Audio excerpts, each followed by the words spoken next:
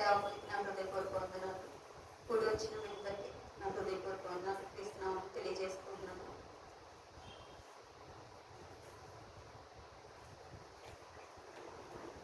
చిన్న శ్లోకం పడుతుంది. నిరతము నిన్నే స్తుతించెదను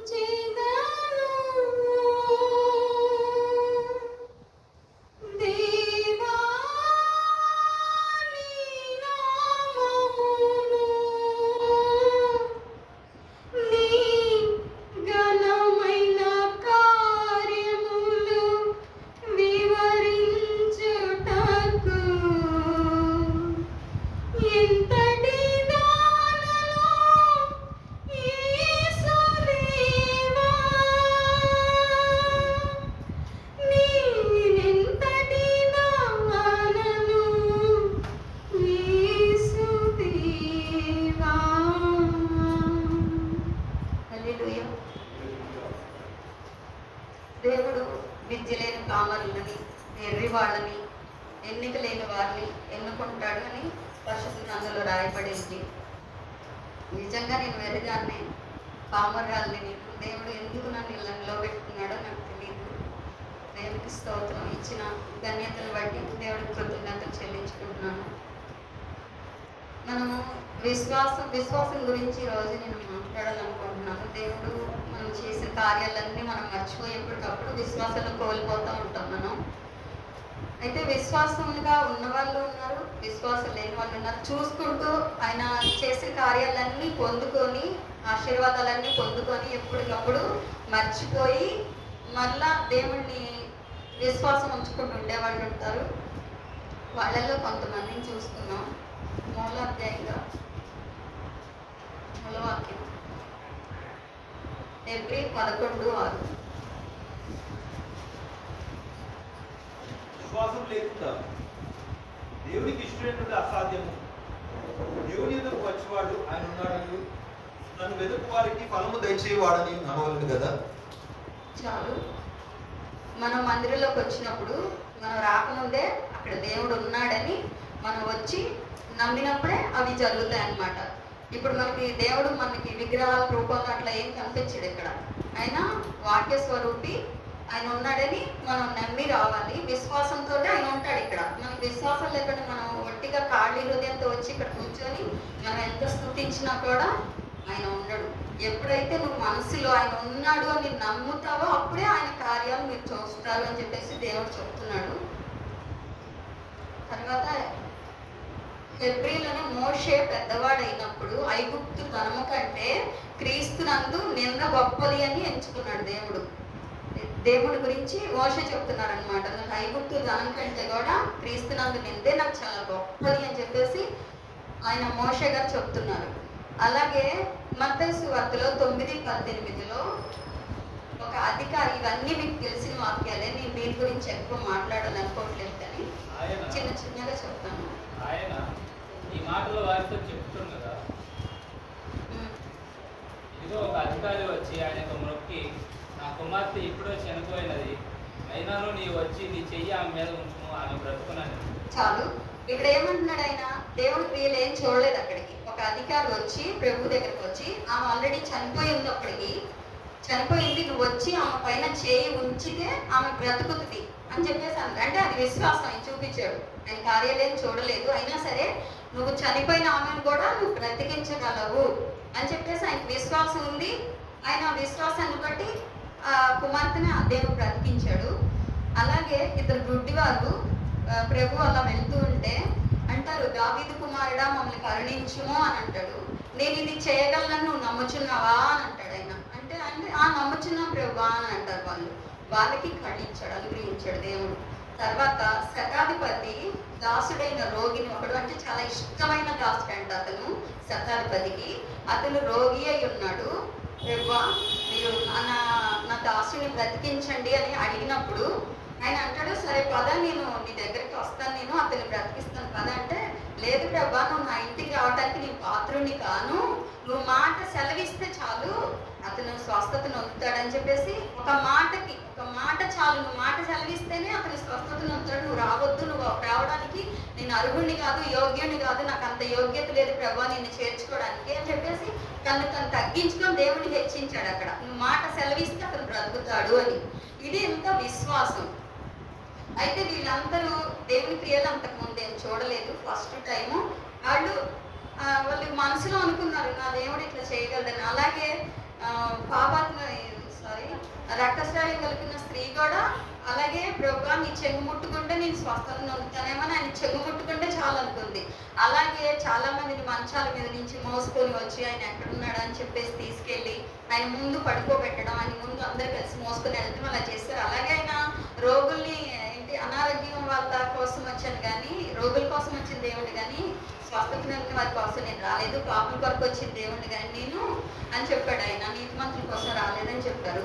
వీళ్ళందరూ ఆయన ఎక్కువ చేసిన కార్యాలు అనారోగ్యంతో ఉన్నవారిని స్వస్థపరచడం, కట్లతో బందీలుగా ఉన్నవాడిని, శాపాలతో పాపాలతో ఉన్నవాడిని విడిపించడానికి అలా వచ్చిన దేవుడు అనమాట ఆయన. ఆయన అన్నీ కూడా ఈ మత్తయి, యోహాను, లోక, మార్కు ఈ సువార్తలన్నీ కూడా అలానే ఉన్నాయి. కాకపోతే చిన్న చిన్న కొంచెం అటు ఇటుగా ఉన్నాయి కానీ విషయం అయితే సేమ్ ఉంది.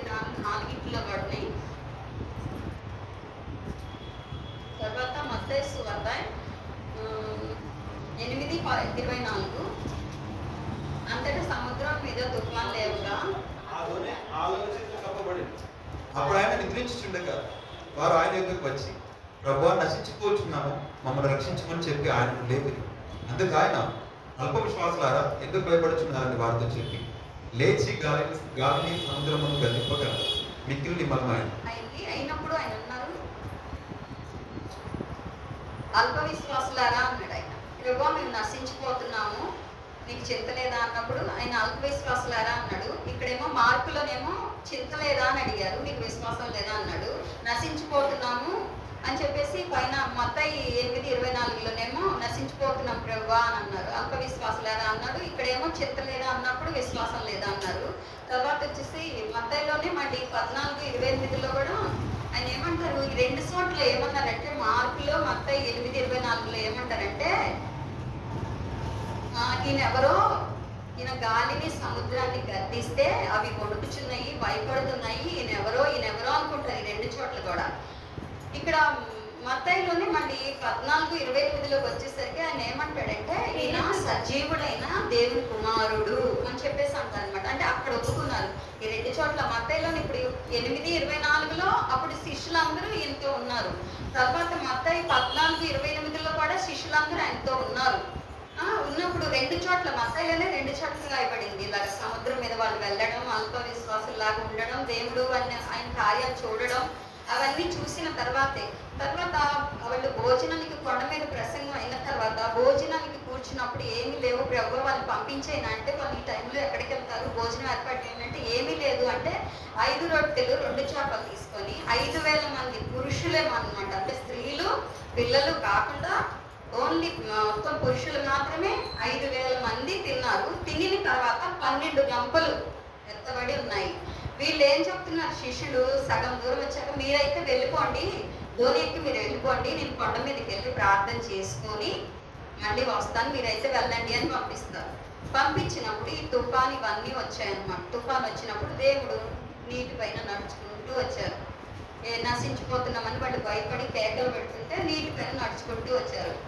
వాళ్ళు ఏంటి దయ్యము భూతం అనుకొని ప్రభువా అని చెప్పేసి నేను నశించిపోతున్నాను నడుచుకుంటూ దయ్యం భూతం అనుకొని వాడు భయపడి కేకలు వేస్తుంటే ప్రభు అంటారు భయపడకండి నేనే అని చెప్పేసి అంటారు. నేనే అన్నప్పుడు నీవు కానీ నిజంగా క్రీస్తు అయితే నీవు ఎలాగో నీటి పైన నడిచావో నేను కూడా అలాగ నడుచుకుంటూ నీ దగ్గరికి రావాలి, అప్పుడు నువ్వు క్రీస్తుని నమ్ముతానంటే ఆ మాట అనలేదు కానీ నువ్వు నమ్ముతాను అన్న మాట అనలేదు కానీ మరి నీలాగా నేను వస్తేనే అంటే దానికి అర్థం అదే కదా, అప్పుడు నమ్ముతాననే కదా అర్థం.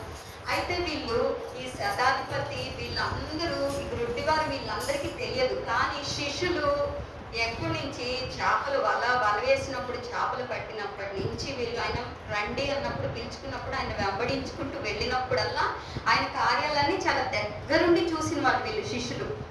అయితే వాళ్ళకి ఎక్కువ విశ్వాసం ఉండాలా, లేకపోతే స్వస్థత నొందిన వాళ్ళకి ఎక్కువ విశ్వాసం ఉండాలా? శిష్యులకే ఎక్కువ విశ్వాసం ఉండాలి.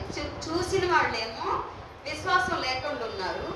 మరి 12 గంపలు ఎత్తినప్పుడు ప్రభు మరి అది చేయగలిగిన వాడు దీన్ని గద్దించలేడా? ఏమి లేని చోట మమ్మల్ని ఇంతమందిని పోషించిన దేవుడు అని చెప్పేసి వాళ్ళకు ఉండాలి కదా. మరి మోషే ధర్మశాస్త్రం వాళ్ళు చదివారు.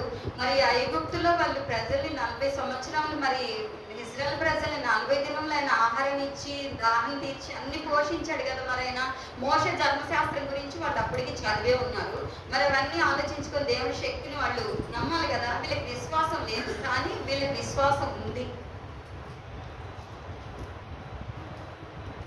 తర్వాత ఈయన ప్రభు మరణించిన తర్వాత ఆయన యోహాను 20:13 అమ్మ ఎందుకు ఆమె సమాధిలో ఉంచిన తర్వాత విశ్రాంతి దినం అప్పుడు ఆదివారం విశ్రాంతి దినం అయిపోయిన తర్వాత ఆదివారం రోజున వాళ్ళు మగ్దలేని మరియా వేరొక మరియా వస్తారు. వాళ్ళు వచ్చినప్పుడు ఏమంటారంటే ప్రభువుని చూస్తారు. ప్రభు సమాధిలో ఉంటారు. ఉండకపోయేసరికి అంటారు, అయ్యా నా ప్రభువుని ఎవరు ఎత్తుకెళ్ళిపోయారు, అయ్యా ఎవరు తీసుకెళ్లారో నాకు చెప్పండి, నా ప్రభువుని నాకు ఇచ్చేయండి, నేను ఎత్తుకెళ్ళిపోతాను అని చెప్పేసి తను బాగా ఏడ్చుకుంటూ ఉంటుంది అనమాట. ఉన్నప్పుడు ఆమెకు కూడా విశ్వాసం లేదు. చెప్పాడు ప్రభు, నేను 3వ దినమందు లెగుస్తాను అని చెప్పేసి ఈ దేవాలయం కూలిపోతుంది, మళ్ళీ 3వ రోజున మళ్ళీ కట్టిస్తానని చెప్పేసి ఆయన చెప్పారు. వీళ్ళందరూ శిష్యులు, ఈ మధ్యలో మరి వీళ్ళందరూ కూడా విన్నారు. విన్నా సరే వాళ్ళకి విశ్వాసం లేదు. ఏడుస్తుంది తను. అంటే తన భక్తితో తను ఒకవేళ మర్చిపోయి ఉండొచ్చు, జ్ఞాపకం లేకపోవచ్చు, కానీ చాలా శ్రద్ధగా శిష్యులందరేమో అక్కడ కూర్చొని వాళ్ళు నిద్రపోతూ ఉన్నారు. తను మాత్రం ఆరాటంతో అనమాట, అంటే లెగుస్తానన్నాడు, లెగిసాడేమో, చాలా ఎక్సైట్గా అనమాట. వచ్చి తను ఎదురు చూస్తుంటే ప్రభు అక్కడ లేకపోయేసరికి ఆయనకి చుట్టు పెట్టిన నారబట్ట మాత్రం ఉంటుంది. అది చూసి అయ్యో నా ప్రభుని ఎవరు ఎత్తుకెళ్ళిపోయారయ్యా, ఎవరు ఎత్తుకెళ్ళారో చెప్పండి, నేను తీసుకుని వెళ్ళిపోతానని అంటుంటుంది అనమాట. తను అంటుంటే ప్రభు ఏం చేస్తారంటే మరియా మరియా అని పిలుస్తారు వెనక నుంచి. పిలుస్తుంటే ఆమె ఏం చేస్తారంటే గుర్తుపట్టలేదు, తోటమాల అనుకుంటుంది. ఆయన ప్రభువుని చూసి తోటమాల అనుకుంటుంది, కానీ ఒక్క క్షణం కూడా అంతకు ముందు ప్రభు చెప్పిన మాటలు ఒక చిన్న మాట కూడా జ్ఞాపకం చేసుకొస్తాను. మరి ప్రభు లెగుస్తానన్నాడు కదా, ఆయనేనేమో ఈయన అని చెప్పేసి అసలు గ్రహించుకోలేదు తను. మరియా మరియా ఎవరిని వెతుకుతున్నావు అని అంటే ఇంకా అప్పుడు తర్వాత చెప్తాడనమాట, నేనే అన్నప్పుడు ప్రభు నువ్వు అని తను సంతోషంగా వెళ్ళిపోయి శిష్యులతో చెప్తారు. తను ఒక చాటేమో శిష్యులు పరిగెత్తుకుంటూ వచ్చారని ఉంది మార్కులో, యోహాన్లో, మత్తయిలో. ఒక చాటేమో చెప్పగానే శిష్యులు పరిగెత్తుకుంటూ వచ్చి లోపలకి వెళ్ళి చూశారని ఉంది. ఇంకొక చాట ఏమని ఉంటుందంటే ఈమె వెళ్ళి చెప్పినా సరే వాళ్ళు పట్టించుకోకుండా వాళ్ళ పనులు వాళ్ళు చేసుకుంటూ ఉన్నారు అని చెప్పేసి ఉంటుంది. అక్కడ దేవుని పట్ల ఆరాటం లేకుండా, ప్రేమ లేకుండా, శ్రద్ధ లేకుండా ఉన్నట్టుగా కనిపిస్తుంది అనమాట. తర్వాత ఇక్కడ యోహాను 20:26 తోమా నీ చెయ్యి చాచి నా ప్రక్కలో కూర్చుము, అవిశ్వాసి కాక విశ్వాసిగా ఉండుము అనగానే ప్రయాణం ఏమంటాడంటే తోమా, ప్రభువా నా దేవా అని చెప్పేసి అంటాడు. ప్రభువా నా దేవా నన్ను క్షమించి అన్నట్టుగా చెప్తాడు అనమాట. అన్నప్పుడు ఏసి అంటాడు కదా, నీవు నన్ను చూసి నమ్మితివి, చూడక నమ్మిన వారు ధన్యులు అంటారు. ఎవరు ధన్యులు? ముందు వీళ్ళు ఎవరు, ఈ శతాధిపతి వీళ్ళందరూ ఎవరున్నారో ఆయన ఫస్ట్ క్రియలు చూడకముందు ఆయన చేస్తాడని నమ్మిన వారు ధన్యులు. వీళ్ళందరూ చూసుకుంటూ వచ్చారు.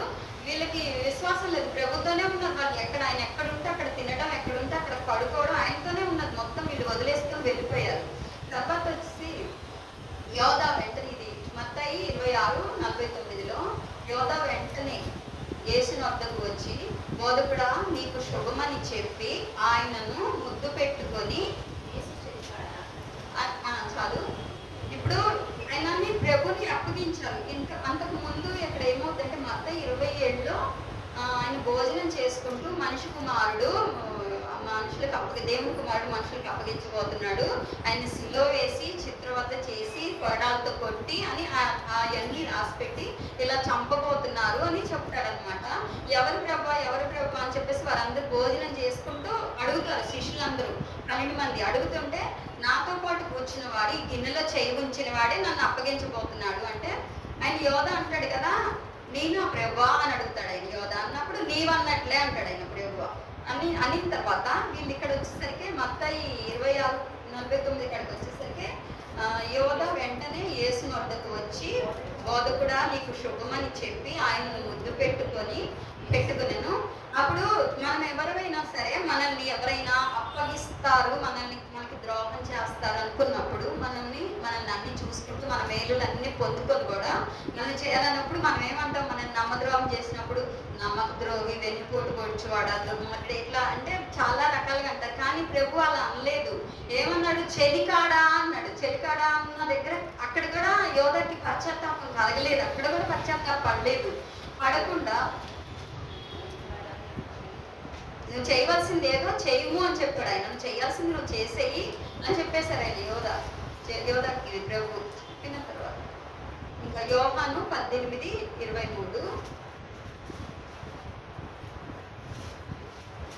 ఇక్కడ దేవుణ్ణి అప్పగించేస్తారు. చెప్తాను, నేను చెప్తాను. వీళ్ళు ఏం చేస్తారంటే అప్పగించేస్తారు. అప్పగించిన తర్వాత ఏం చేస్తారంటే అతన్ని తీసుకెళ్ళిపోయి కొడతారు. అందరూ ఏమంటారు, అయినా మీరు నన్ను ఎందుకు పట్టుకున్నారు, నేను ఏం చేశానని మీరు పట్టుకున్నారు, నేను బోధించింది మీరు సమాజ మందిరంలో ఉన్నప్పుడు నేను బోధించాను, మీరు అందరూ విన్నారు. మరి ఒకవేళ నేను మాట్లాడినది తప్పు అయితే మీరు అప్పుడు ఎందుకు మాట్లాడలేదు, నేను మాట్లాడిన దాంట్లో తప్పేంటో చూపించండి. లేదంటారా మరి నన్ను ఎందుకు కొడుతున్నారు, నేను సత్యమే బోధించి ఉంటే నన్ను ఎందుకు కొడుతున్నారు మీరు, అది చెప్పండి.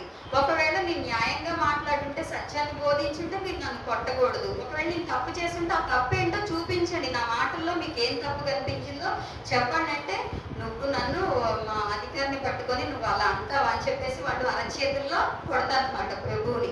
కొడుతున్నప్పుడు నన్ను ఎందుకు కొడుతున్నారు మీరు అని ప్రభు అడుగుతారు. అక్కడ ప్రభు ఎందుకు నన్ను కొడుతున్నారు, నేనేం తప్పు చేశానని కొడుతున్నారని చెప్పేసి అని అడుగుతారు అనమాట. ఇంకొకటి యోహాను 18:23 ఇక్కడ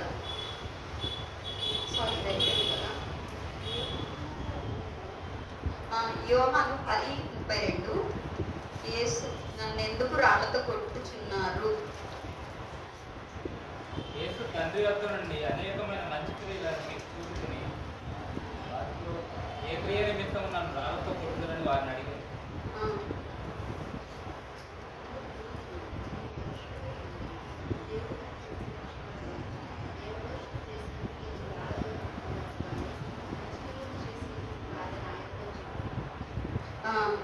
సారీ, పైనది కాదు, ఈ కింద దానికి ఇలా చెప్తారనమాట. నేనేం సెటక్రియ చేశానో చెప్పండి, రాళ్లతో నేను ఎందుకు కొడుతున్నారంట. పైన ఒకసారి చదవండి, యోహాను 18:23.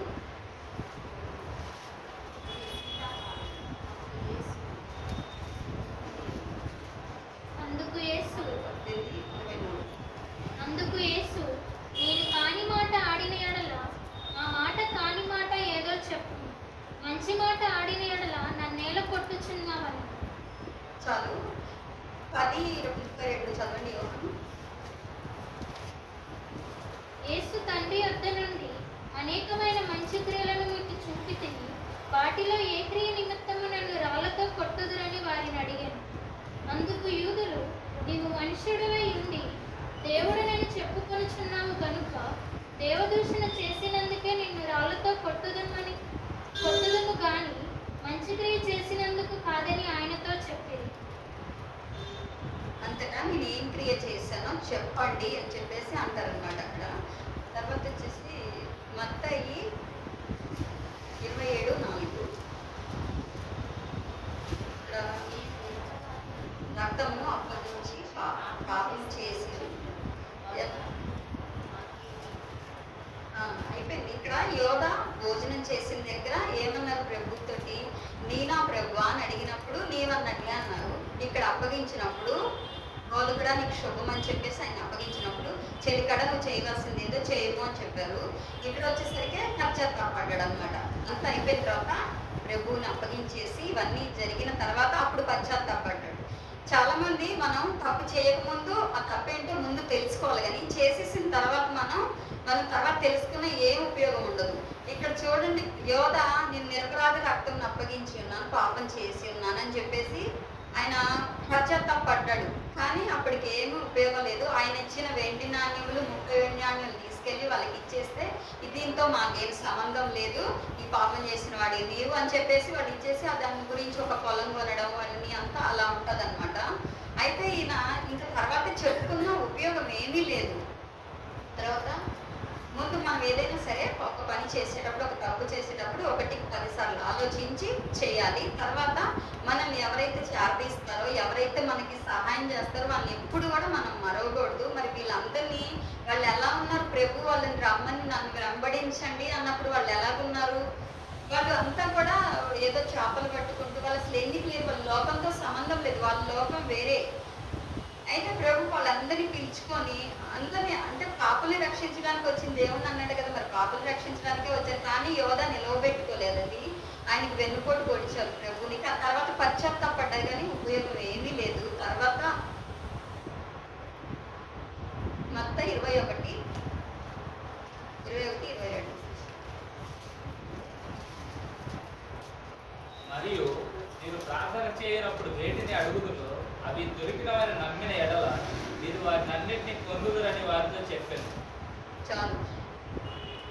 ఇక్కడ వీళ్ళేంటి ఫస్ట్ లో వచ్చేసారని సిద్ధార్థులు వీళ్ళందరూ విశ్వాసం ఉంచి చేశారు, వాళ్ళు పొందుకున్నారు.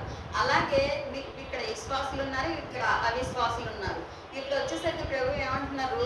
మీలో విశ్వాసం ఉంటే కొండను పెకిలించబడి సముద్రంలో పడమంటే పడుతుంది, అది మీకు విశ్వాసం ఉంటే అని చెప్పారు ఆయన. ఒక చిన్న మాట చెప్పారు, ఆ చిన్న మాటలోనే చాలా అర్థం ఉంటుంది, మనం గ్రహించుకోవాలి. యోహాను 11:4 చదవండి ఒకసారి. యేసు అది విని, ఈ వ్యాధి మరణం కొరకు వచ్చినది కాదు గాని దేవుని కుమారుడు దాని వలన మహిమ పరచబడినట్టు దేవుని మహిమ కొరకు వచ్చినదని. చాలు. యోహాను 9:1 చదవండి ఒకసారి.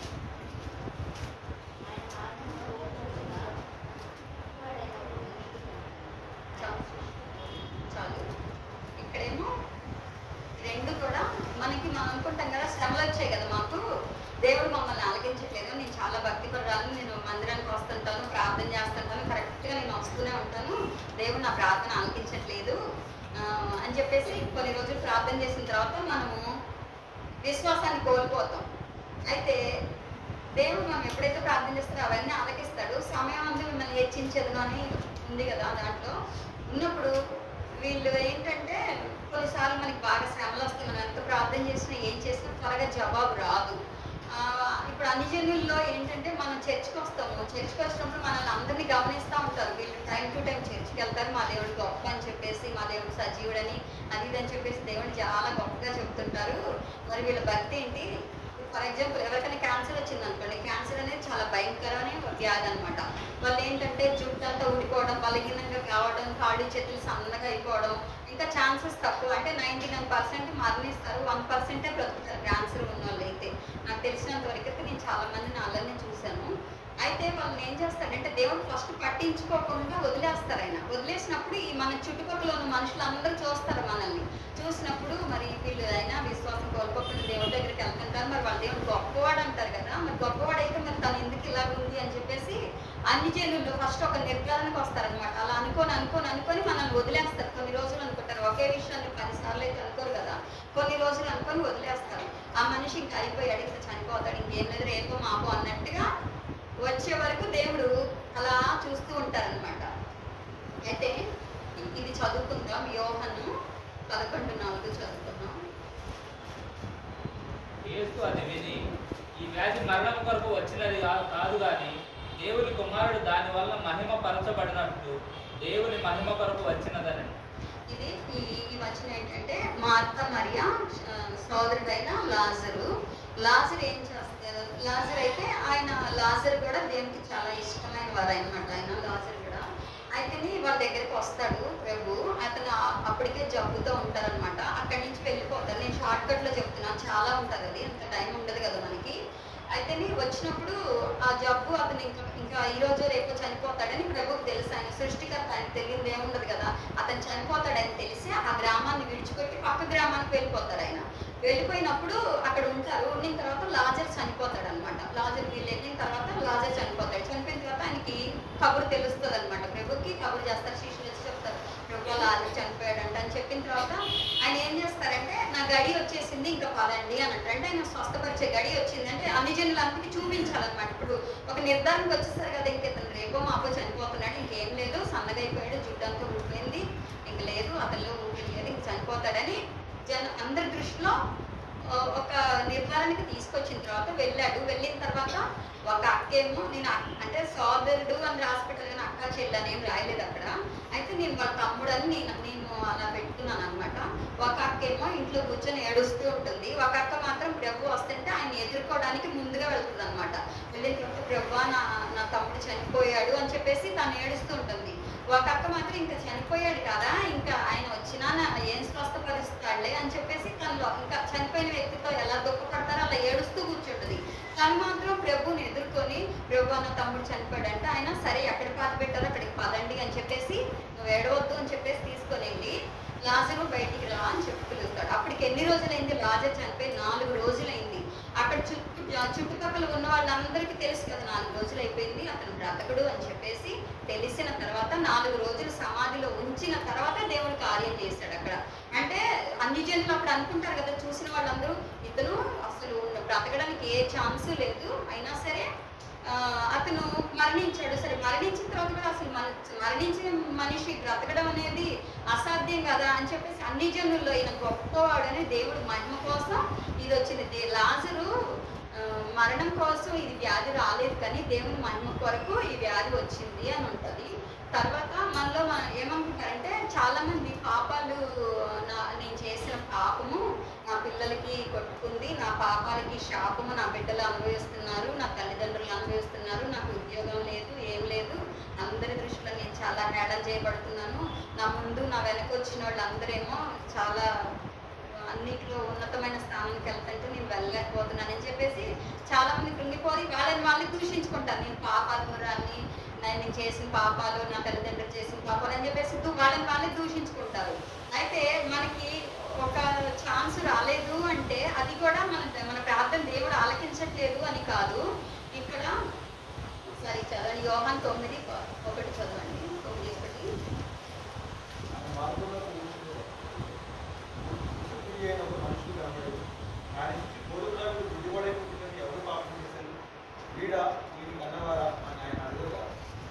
చాలు చాలు.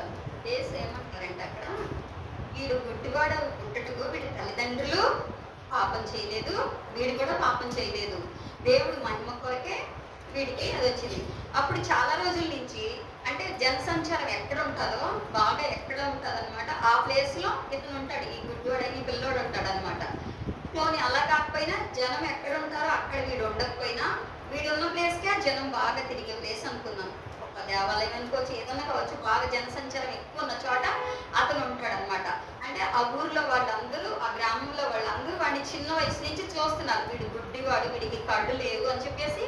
అప్పటికి అందరూ చాలా సంవత్సరాల నుంచి చూసి చూసి చూసి వదిలేశారు. వదిలేసిన తర్వాత ప్రభు అటు వెళ్తూ అతన్ని ఉమ్ము పూసి ఆ ఉమ్ము తీసి కళ్ళకి రాసి నువ్వు ఆ కోనేటికి వెళ్ళి కడుక్కో, నీకు కళ్ళు వస్తాయని చెప్పేసి ప్రభు అక్కడ నిలబడుకోండి. ఎందుకంటే ఆయన గడియ రాలేదు కాబట్టి ఎవరి చేత ఆయన పట్టబడకూడదు అనమాట. అందుకని ఎవరికి కనిపించకుండా వెళ్తారు, ఆయన కనిపించకుండా వెళ్ళిపోతారు. వెళ్ళిపోయిన తర్వాత వీళ్ళందరూ అక్కడ దేవాలయం దగ్గర ఇక్కడ పలానా చోట కూర్చున్న గుడ్డివాడు కదా, వీడికి కళ్ళు ఎలా వచ్చాయి, మరి వీడు చూస్తేనే వాడేమో చక్కగా నీట్గా డ్రెస్ వేసుకుని కళ్ళు రాగానే మరి ఎప్పుడు చూడలేదు కదా ప్రపంచాన్ని, వాడు ఊరు మొత్తం తిరుగుతూ ఉంటాడు అనమాట. ఇంకా అన్ని అందాలన్నీ చూస్తూ ఉంటాడు వాడు. తిరుగుతూ ఉంటే వీళ్ళు ఊర్లో వాళ్ళందరూ వాడిని చూసి వీడు గుడ్డివాడు కదా, గుడ్డివాడు కదా, వీడి కళ్ళు ఎలా వచ్చాయి ఏంటి, మనం చూసిన వాడు వాడేనా వీడేనా అని చెప్పేసి వాళ్ళే డౌట్ పడుతూ ఉంటారు. అది ఆ నాట ఈ నోట పడి శతాధిపతులకి వాళ్ళ దాకా వెళ్తుంది అనమాట. వెళ్ళిన తర్వాత వాళ్ళు ఇట్లా అప్పటికే ఈయనని ప్రభుని పట్టుకోవాలని అందరూ వెతుకుతూ ఉంటారు ఆయనని. ఎందుకంటే వీళ్ళకి గొప్ప వాళ్ళగా ఉండాలి, ప్రభువుని గొప్ప అంటే వాళ్ళకి ఇష్టం ఉండదు. దేవుని కుమారుడు అని చెప్పుకుంటున్నాడు కదా, వాళ్ళేమో మోషే ధర్మశాస్త్రాన్ని పాటిస్తారు కానీ క్రీస్తుని దేవుడిని నమ్మట్లేదు, ఒప్పుకోవట్లేదు. వాళ్ళు ఎన్ని స్వస్థతలు చేసినా ఏం చేసినా సరే నీ దేవుని కుమారుని ఎంత చెప్పినా సరే వాళ్ళు అంగీకరించలేకపోతున్నారు. అయితే ఆ నోట ఈ నోట బట్టి వాళ్ళ దాకా వెళ్ళిన తర్వాత అయితే ఈ స్టోరీ చాలా ఉంది, అందుకే నేను చాలా సింపుల్గా చెప్తున్నాను అనమాట. ఇది వెళ్ళిన తర్వాత ఆయన ఏం చేస్తారంటే వాడిని పిలుస్తారు. వాడిని పిలిచి నీ కళ్ళు ఎలా వచ్చాయని అడుగుతారు. నీ కళ్ళు ఎలా వచ్చినాయి అంటే, నాకు ఒక అతను వచ్చారు, ఆయన వచ్చి నాకు నేలపైన మూసి ఆ మట్టి తీసి నా కళ్ళకి రాశారు, నాకు కళ్ళు వచ్చాయి అంటే. ఆ మనుషుడు ఎలా ఉంటాడు చెప్పు అంటే, నాకు తెలీదు, అతను వెళ్ళిపోయారు, నేను చూడండి కళ్ళు తెచ్చేసరికి ఆయన లేరు అని చెప్తారు. లేరు అని చెప్పిన తర్వాత వాళ్ళు ఏం చేస్తారంటే వాళ్ళ తల్లిదండ్రులను పిలుస్తారు. వాళ్ళ తల్లిదండ్రులను పిలిచి అసలు ఈ గుడ్డివాడు వాడు వీడు ఒకటేనా, లేకపోతే వీడు వేరే వాడా అని నిర్ధారణ. తల్లిదండ్రులకైతే తన కుమారుడు ఎవరు వాళ్ళకి తెలుస్తుంది కదా, వేరే వాళ్ళకంటే చెప్పలేరు, తల్లిదండ్రులకైతే తెలుస్తుంది. వాళ్ళని పిలుస్తారు. పిలిచినప్పుడు వీడు నీ కుమారుడేనా, వీడు పుట్టు గుడ్డివాడేనా అని అడుగుతారు తల్లిదండ్రుల్ని. అడిగినప్పుడు వాళ్ళు అంటారు, బాబు అయ్యా ఈయన నా కుమారుడే, కానీ వీడు పుట్టుగుడ్డువాడే, వారి కళ్ళు ఎట్లా వచ్చాయో మాత్రం నాకు తెలియదు అంటారు. వాళ్ళకి తెలుసు ప్రభువునే వాడిని స్వస్థపరిచారని వాళ్ళకి తెలుసు. కాకపోతే అక్కడ ఒక ఆజ్ఞ ఉంటుంది అనమాట. ఏంటంటే ప్రభువుని ఎవరైతే అంగీకరిస్తారో వాళ్ళు ఈయన వల్ల నేను స్వస్థత నొందానని ఆయన గణపరుస్తారో వాళ్ళని తీసుకెళ్ళి చెరసాల్లో వేయాలి అని చెప్పేసి అక్కడ ఆజ్ఞ అనమాట. అయితే ఈ ప్రభు స్వస్థపరిచాడు అన్న మాట చెప్తే వీళ్ళని తీసుకెళ్ళి ఎక్కడ చెరసాల్లో వేసి చిత్రవద చేస్తారని చెప్పి, ప్రభు మేము నా కుమారుడే, ఇతనైతే నా కుమారుడే, ఇతను పుట్టుగుడ్డివాడని మాకు తెలుసు, మేమే చెప్తున్నాం కదా, కానీ కళ్ళు ఎలా వచ్చాయో మాకైతే తెలియదు అని చెప్పేసి అంటారు. అయిన తర్వాత వాడు పెద్దవాడు అయిన తర్వాత వాడికి జ్ఞానం వచ్చిన తర్వాత వాడినే అడిగి తెలుసుకోండి అని చెప్పేసి వాడు చెప్పేసి వెళ్ళిపోతారు. వెళ్ళిపోయిన తర్వాత మళ్ళీ పిలుస్తారు, ఆ చిన్నవాడిని మళ్ళీ పిలుస్తారు అనమాట. పిలిచినప్పుడు మళ్ళీ వాడు ముందు ఎలా చెప్పాడో అలానే చెప్తాడు. చెప్పిన తర్వాత మీరు ఇందాక పిలిచారు నేను అదే చెప్పాలి, ఇప్పుడు పిలిచారు నేను అదే చెప్తున్నాను, కానీ మీరు ఎందుకు అంతగా మీరు ఆరాటపడుతున్నారో అది తెలుసుకోవాలని, ఒకవేళ మీరు అతనికి దాసుడై ఉండాలని అనుకుంటున్నారా అంటాడు. ఇప్పుడు ప్రభుని బంధించాలని వాళ్ళు చూస్తున్నారు, మీరు ఆయనకి దాసులై ఉండాలా అని అనుకుంటున్నారంటే వాళ్ళకి ఎంత కోపం వస్తుంది, వీడిని వెంటనే లోపలేయండి అని చెప్పేసి అంటారు. మీరు దాసులై ఉండాలనుకుంటున్నారా అని అంటే దేవుడు కనపరిచాడు, వాడికి తెలియకపోయినా సరే వాడు కృతజ్ఞత చూపించాడు. కానీ తల్లిదండ్రులు వీడి జ్ఞానం లేనివాడైనా సరే కృతజ్ఞత చూపించారు. తల్లిదండ్రులు జ్ఞానం కలిగి వాళ్ళైనా సరే పెద్దవాళ్ళైనా సరే దేవుడి దగ్గర కృతజ్ఞత చూపించలేకపోయారు. తల్లిదండ్రులు వెళ్ళిపోతారు అనమాట. అంటే ఇది కృతజ్ఞతకి సంబంధించింది. మనం ఏదన్నా దేవుడి దగ్గర మేలు పొందుకున్నప్పుడు మనం కృతజ్ఞత కలిగి ఉండాలి. వెంటనే దేవుడికి కృతజ్ఞతలు, అయ్యా నువ్వు ఇది చేయకపోతే నాకు ఈ రోజుకి ఇది జరిగేది కాదంటే దేవుడు సంతోషపడతాడు అనమాట. మనం తినేసి మనం దొంగచాటుగా తినేసి చేతులు కడుక్కొని ముందు తుడుచుకోవడం కాదు. ఎప్పుడైనా సరే మనం ఒక మేలు పొందినప్పుడు వెంటనే దేవునికి కృతజ్ఞతలు చెప్పుకోవాలి, సాక్ష్యం చెప్పుకోవాలి. ఎందుకంటే మన సాక్ష్యాన్ని బట్టి విశ్వాసం లేని వాళ్ళకి కూడా విశ్వాసం కలుగుతుంది అనమాట.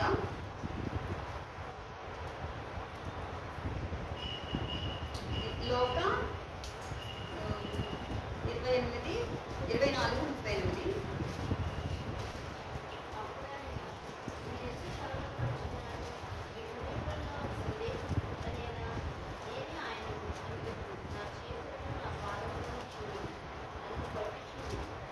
చాలు. ఈయన ఏమంటున్నారు, ఆయన నిరూపించుకుంటున్నాడు ప్రభు. వీళ్ళు ఏమనుకుంటున్నారు, జయించి వచ్చారు, ఆయన మరణాన్ని జయించి వచ్చారు. వచ్చి ఫస్ట్ శిష్యులు ఎక్కడ ఉన్నారో అక్కడికి వచ్చినప్పుడు ఆయన మీరు ఎందుకు సందేహం పడుతున్నారు, నేనే ఒకవేళ నేను దయ్యాన్ని పోతాను అయితే నాకు కాళ్ళు చేతులు ఉండవు కదా, ఇదిగో నా చేతులు నా కాళ్ళు చూడండి అని ఆయన మనుషులకు నిరూపించుకుంటున్నాడు అనమాట. సాక్షాత్తు ఆది సంభూతుడే దేవుడు వచ్చి, దేవుని కుమారుడు వచ్చి, నేను దేవుణ్ణి చూడండి, నా గుర్తులు చూడండి, నా కాళ్ళు చూడండి, నా చేతులు చూడండి అని ఆయన నిరూపించుకోవాల్సిన పరిస్థితి. ఇవన్నీ వీళ్ళు చూశారు కదా శిష్యులు, ఇవన్నీ చూసినా కూడా వాళ్ళలో విశ్వాసం లేదు. ఈయన పేతురు ఏమన్నారు, ఒకవేళ నిన్ను మరణానికి అప్పగిస్తే నేను కూడా నీతో పాటు మరణానికి వస్తాను, కానీ నేను మాత్రం నిన్ను విడిచిపెట్టను ప్రభువా అని చెప్పేసి చెప్పాడు అనమాట. ఒకసారి నేను ఇట్లా వెళ్ళిపోతున్నాను, నన్ను మరణానికి తీసుకెళ్తారు, నన్ను శిలో వేసి చంపేస్తారు, కొరడాలతో కొడతారని చెప్పేసి పేతురికి వీళ్ళకి చెప్తారనమాట. 2-3 సార్లు చెప్తారు. చెప్పిన తర్వాత ఒకసారి కొన్నిసార్లు వాళ్ళు వినిపించుకుంటారు, కొన్నిసార్లు వినిపించుకోరు. వినిపించుకున్నప్పుడు పేతురు ఏమంటాడంటే, ప్రభువా ఇది నీకు జరగకుండా ఉండును గాక అని చెప్పేసి అంటారు. అప్పుడు ఆయన ప్రభు ఏమంటారంటే, సాతానా వెనుక బొమ్ము అని అంటారు అనమాట. ప్రభు పేతురుని అంటాడు, సాతానా వెనుక బొమ్ము, ఇది నువ్వు కింద ఉన్న కార్యాల వరకు చూస్తున్నావు, కానీ నేను ఇవి నెరవేర్చడానికి రాలేదు, పరలోకంలో ఉన్న కార్యాలు కూడా నెరవేర్చడానికి వచ్చాను. నేను భూమి మీద పరలోకంలో రెండిట్లో నేను నెరవేర్చడానికి వచ్చిన వాడిని, ఇంత చిన్న వాటి గురించే మీరు ఆరాటపడుతున్నారని చెప్పేసి సాతాన్ని వెనుక నన్ను ఆటంకం పరచొద్దు అని చెప్పేసి అంటారు. మరి కోడి కూసే వరకు నువ్వు నన్ను ఎరగనని చెప్తావు అని అన్నప్పుడు, లేదు ప్రభు నీకు మరణం దాకా నేను వస్తానంటారు. చాలాసార్లు వాళ్ళు లోపలికి వెళ్ళినప్పుడు ప్రభుని తీసుకెళ్తున్నప్పుడు అతను వెళ్తాడు, వెళ్ళిన ఎన్ని చార్లు చూసినా సరే అతను నాకు తెలీదు నాకు తెలీదు నాకు తెలీదు అంటారు. ఒక ఇద్దరు స్త్రీలు వచ్చి లేదు నువ్వు అతనితో ఉన్నవాడివే నువ్వు అని చెప్పేసి వాళ్ళు చాలా బలంగా చెప్తారు. చెప్పినప్పుడు అతను ఏమంటాడంటే ఆన కూడా పెట్టుకుంటాడు, ఒట్టు పెట్టుకుంటాడు. అతను ఒట్టు పెట్టుకోబడ్డాను ఉంది కదా పరిశుద్ధ గ్రంథంలో, ఆకాశం తోడు అనొద్దు అది దేవుడి సింహాసనం, భూమి తోడు అనొద్దు అది దేవుని పాదపీఠము, నా తోడు అని నీ పైన ఒట్టు పెట్టుకోవద్దు, అవి నీ తల వెంట్రుకలన్నిటిపైన దేవుడికి అధికారం ఉంది, అది ఆయన ఆజ్ఞ లేకుండా ఒకటి కూడా రాలదు, నువ్వు నీ తలపైన కూడా నువ్వు ఒట్టు పెట్టుకోవద్దు అని చెప్పేసి ఉంది. మరి ఉన్నప్పుడు ఆయన ఏమంటున్నాడు, ఒట్టు పెట్టుకున్నాడు అనమాట. ఒట్టు నేను నాకు తెలీదు అతను ఎవరో నాకు తెలీదు అని చెప్పేసి ఒట్టు కూడా పెట్టుకున్నాడు. పెట్టుకున్న తర్వాత కోడి కూసింది. అప్పుడు దేవుడు చెప్పిన మాట ఆయన గుర్తొస్తుంది. పేతురికి గుర్తొచ్చినప్పుడు అప్పుడు పశ్చాత్తాపడతాడు. ఆయన కూడా అంతే, మొత్తం అయిపోయిన తర్వాత పశ్చాత్తాపడు. ఉపయోగం ఏం లేదు. ముందు ఏదైనా మనం అందుకే అంటారు కదా, చూసి నమ్మిన వారికి అంటే చూడక నమ్మిన వారు ధన్యులు అని అంటారు. మన తర్వాత మనం ఏది చేసినా కూడా ఒక తప్పు చేసిన తర్వాత దానికి ఉపయోగం లేదు. దాని ముందే మనం అవన్నీ గ్రహించుకొని ఉండాలి. ఇక్కడ చూసిన దేవుడి మహిమ కోసం అలా మాట్లాడాడు ఆయన.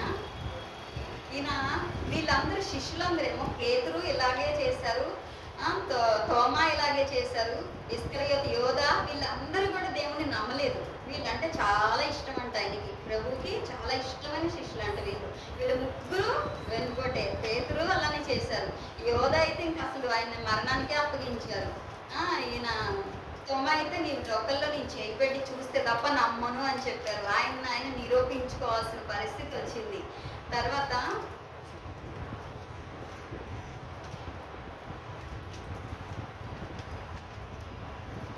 మత్తయి 16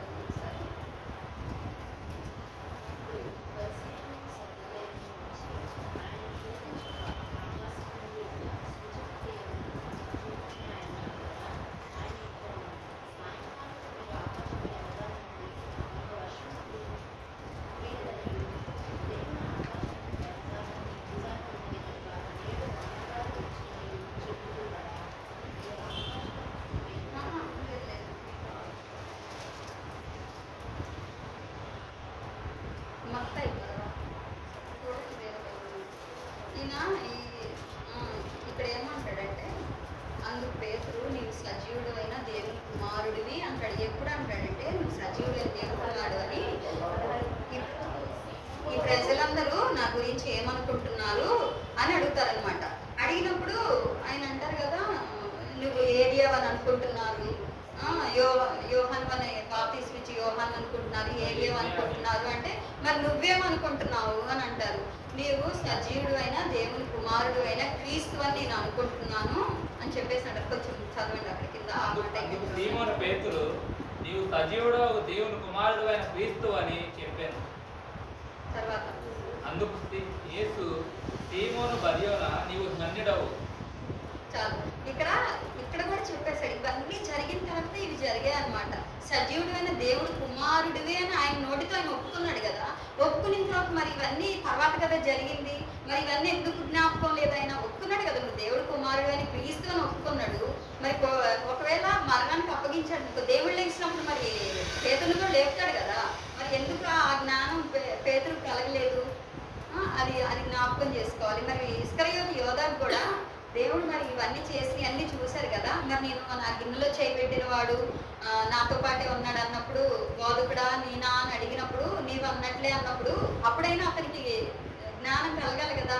మరి ముందే చెప్పాడు కదా ఈయన, తోమకు చెప్పాడు, తోమ కూడా ఉన్నాడు కదా. తోమ ఏమంటున్నాడు, నీ డొక్కలో వేలు పెట్టి చూస్తే తప్ప నేను నమ్మను అని చెప్పేసి ఆయన కూడా అన్నారు. ఈ ముగ్గురు శిష్యులు ఎక్కడా కూడా విశ్వాసాన్ని అసలు నిలవబెట్టుకోలేదు. ఎవరు అసలు ప్రభుత్వ తిరగని వాళ్ళేమో విశ్వాసం ఉంచారు ఆయన పట్ల. ఆయనతో పాటు ఉన్న వాళ్ళు మాత్రం అసలు విశ్వాసం ఉంచలేదు.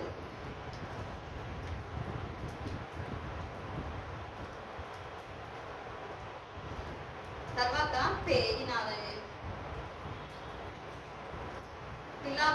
పిలాతు శిలువ వేసినప్పుడు, నేనేం రాయలేదు అది చెప్తాను చేస్తూ, పిలాతునికి అప్పగించినప్పుడు దేవుడిని ఏం చెప్పాను, నువ్వు నాతో మాట్లాడవా అని ఒకసారి అన్నారు. నీ పైన నేరం మోపుతున్నారు, నువ్వేం నేరం చేశావు అని అడుగుతున్నారు. నీకు మరణశిక్ష వేసి అంత తప్పు నువ్వేమి నీలో నాకేం కనపడట్లేదు, వీళ్ళందరూ మరి నేను ఎందుకు నన్ను అప్పగించారు అని చెప్పేసి అడిగారు. ఆయన ఒక్కదానికి కూడా నోరు తెరవలేదు.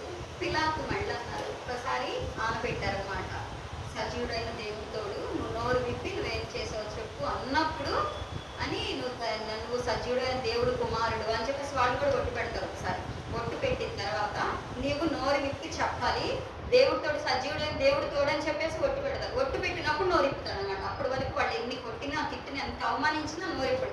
ఎప్పుడైతే తండ్రి మీద ఆనపెడతారో అప్పుడు నోరు విప్పి నువ్వు అన్నట్లే అంటారు, నువ్వు సజీవుడు అయిన దేవుడు కుమారుడు అంటే నువ్వు అన్నట్లే అంటాడు ఆయన. అలా జరుగుతుంది అనమాట. పిలాతు అక్కడ 19 సార్లు, అక్కడ యోహానులో 19 సార్లు రాయబడి ఉంది. ఆయన పిలాతు ఆయన మీద కనికరం పడటం, ఆయన దేవుడు కుమారుడని ఒప్పుకోవడం, నిన్ను విప్పడానికైనా నిన్ను శిక్షించడానికైనా నాకు అధికారం ఉంది అన్నప్పుడు ఆయన పిలాతు చెప్తూ ఉంటాడు అనమాట. అన్నప్పుడు నువ్వు నన్ను శిక్షించలేవు, నా తండ్రి దగ్గర నుంచి నిన్ను నా ప్లేస్లో నువ్వు ఉంచితే నువ్వు నాకు ఆ పని చేస్తున్నావు, దేవుడు చెప్పిన పని నువ్వు చేస్తున్నావు, కానీ నీకు ఏ అధికారము లేదు, నా తండ్రి నీకు అట్లా ఆజ్ఞాపించాడు అంతే అని చెప్పేసి అంటాడు. అప్పుడైనా మరి పిలాతుకి కోపం రావాలి కదా, మరి ఆయనకు అధికారం ఉంది, ఆయన అక్కడున్నాడు, వీళ్ళందరూ ఆయన శిక్షించడానికి అక్కడ సిద్ధంగా ఉన్నారు. సిద్ధంగా ఉన్నప్పుడు ఆయన ధైర్యంగా చెప్పినప్పుడు పిలాతుకి కోపం రావాలి కదా, రాడు. మళ్ళీ కూడా అప్పుడు బయటకు వచ్చి ఆ మాట అన్నిన తర్వాత కూడా బయటకు వచ్చి ఈ నీతిమంతుల్లో నాకు ఏ తప్పు కనిపించట్లేదు, ఏ పాపం కనిపించట్లేదని ఆ మాట ఆయన అంత ధైర్యంగా చెప్పిన తర్వాత కూడా బయటకు వచ్చి చెప్తారనమాట. పిల్లలు బయటకు వచ్చి ఈ నీతిమంతుల్లో నాకు ఏ పాపము కనపడట్లేదు, ఇతను శిక్షించడానికి నాకు ప్రూఫ్ లేదు, ఒక లేదు, ఏదైనా ప్రూఫ్ ఉండాలి కదా, ఒక మనిషికి శిక్ష వేయాలంటే ప్రూఫ్ ఉండాలి కదా.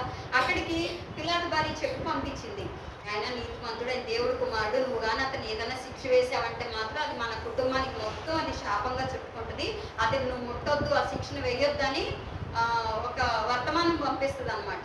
పంపించినప్పుడు చూస్తాడు, అప్పుడు చేతులు కడుక్కుంటాడు పిలాతు చేతులు కడుక్కుంటాడు. కానీ ఆయన ఎక్కడ కూడా ప్రభువుని అసలు దూషించినట్టు ఎక్కడ కూడా చిన్న డౌట్ కూడా ఆయనకి లేదు.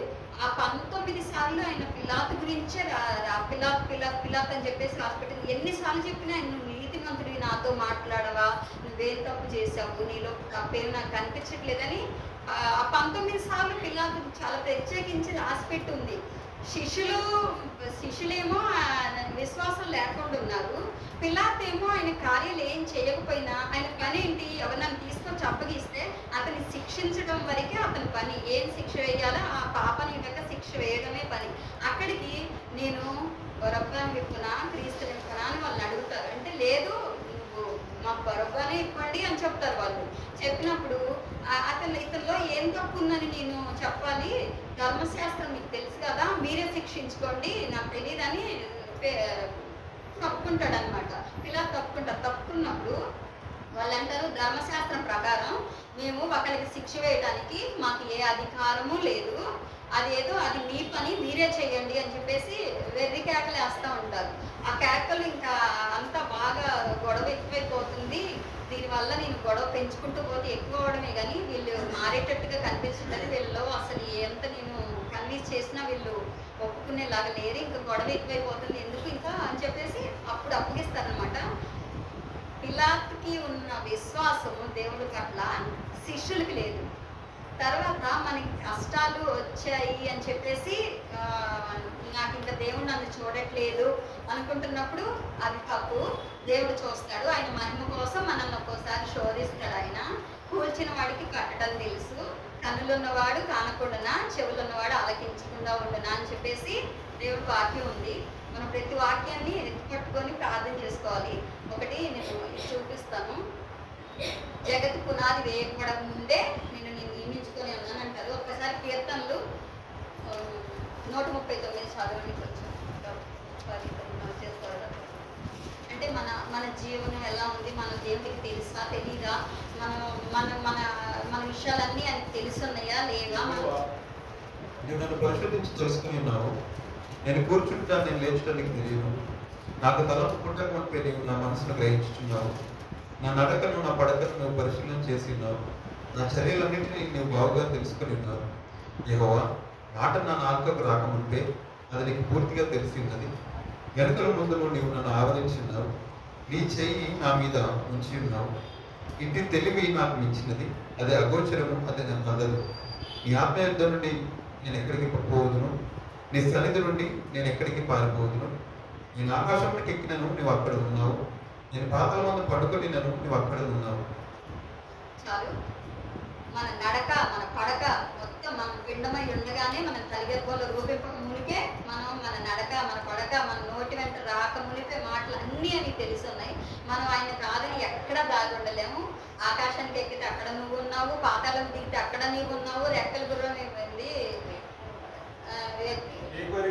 రేకు రెక్కలు కట్టుకొని సముద్రంలో దిగినా అక్కడ నీ చేయి నన్ను విడిచిపెట్టలేదు. అంటే నువ్వు మొత్తం విశ్వం అంతా వ్యాపించి ఉన్న దేవుడివి. నువ్వు కొనకగా నిద్రించక నిత్యం నన్ను చూసే దేవుడివి. నా గురించి నాకంటే కూడా నీకే బాగా తెలుసు. నేను జన్మించక ముందే నా దినములన్నీ నువ్వు రాసి పెట్టుకొని ఉన్నావు. నీ కార్యాలు వివరించడానికి అవి ఆకాశం కంటే, ఆకాశ నక్షత్రాల కంటే, ఇసుక రేణువు కంటే బహు విచిత్రంగా ఉన్నాయి, ఎక్కువగా ఉన్నాయి.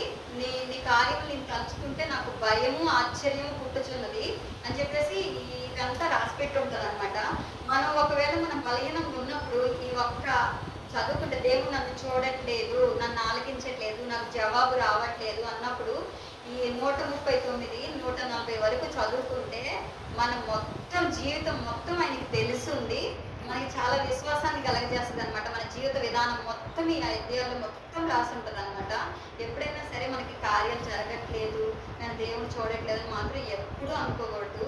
మనం ఎప్పుడైనా సరే మన పేతురులాగా, యోధాలాగా, తర్వాత స్తోమలాగా వీళ్ళలాంటి స్వభావం మంది. అంటే వాడి తర్వాత మారారు అనుకోండి, మనం మారలేము. మనం ఇంకా ఈ పొజిషన్లో ఉన్నామన్నమాట. అంటే వెనుకొట్టే పొడిచే పొజిషన్లో, దేవుని అంగీకరించలేని పొజిషన్లో, చూస్తే తప్ప కార్యాలు ఎప్పటికప్పుడు ఆయన నిరూపించుకుంటూ ఉండాలన్నమాట. నేను చేస్తున్నాను ఎప్పటికప్పుడు మనం ప్రూవ్ చేసుకుంటూ ఉంటేనే మనం తోమలాగా నమ్ముతూ ఉంటాం అన్నమాట. కానీ అలాగా దేవుడు మనల్ని ఎప్పుడైనా సరే కలిమిలో లేమిలో ఎప్పుడు కూడా మనం ఎప్పుడు నిత్యం ఆయన స్తుతించేలాగా చూస్తాడు. ఇప్పుడు ఆయన పొందిన శ్రమల కంటే మనం పొందుతున్న శ్రమలు పెద్దవి కావు. ఒక్కసారి మనకి శ్రమలు వచ్చినప్పుడు క్రీస్తు శిలువలో మన కొరకు పొందిన శ్రమలు ఎంత శ్రమలు ఉన్నాయి, మనం అనుభవిస్తున్నవి ఎంత ఉన్నాయి అని చెప్పేసి మనం మెజర్మెంట్ చూసుకోవాలి. అది గొప్పగా, మనం అనుభవిస్తున్న శ్రమలు గొప్పగా. ఇది నా కోసమే కదా. మనమన్నా మన శ్రమలు మన కోసమే పడతారు, కానీ క్రీస్తు శ్రమ మన కోసం, ఆయన కోసం కాదు శ్రమ పడింది, మన కోసమే ఆయన శ్రమలు పడ్డాడు. ఈ చిన్న వాక్యం దేవుడు దీవించుగాక.